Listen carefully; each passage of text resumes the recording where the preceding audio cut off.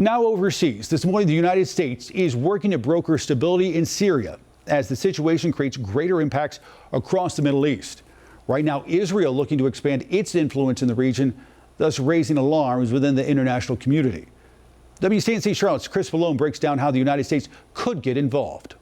After the fall of Assad, people in Syria rushed to a prison outside Damascus, hoping to find relatives who disappeared often years ago.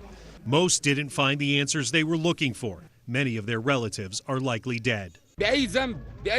What did we do to deserve this, he asks. The world is waiting to see what's next. The United States fully supports a Syrian-led and Syrian-owned political transition that leads to credible, inclusive, and non-sectarian governance. The Biden administration has clear goals for a new Syrian government. Respect for the rights of minorities, facilitation of humanitarian assistance, the prevention of Syria from being used as a base for terrorism or posing as a threat to its neighbors, securing and safely destroying any chemical weapons stockpiles.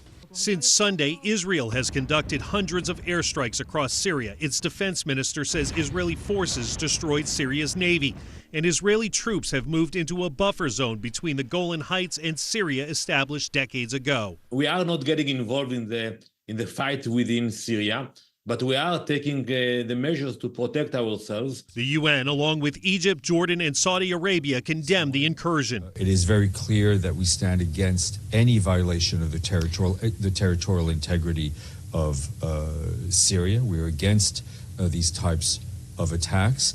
The State Department said the U.S. would speak privately with Israel, a key U.S. ally, about its actions in Syria before commenting publicly. Secretary of State Antony Blinken has been speaking with U.S. allies in the Middle East to try to develop a consensus for how a new government for Syria should be developed.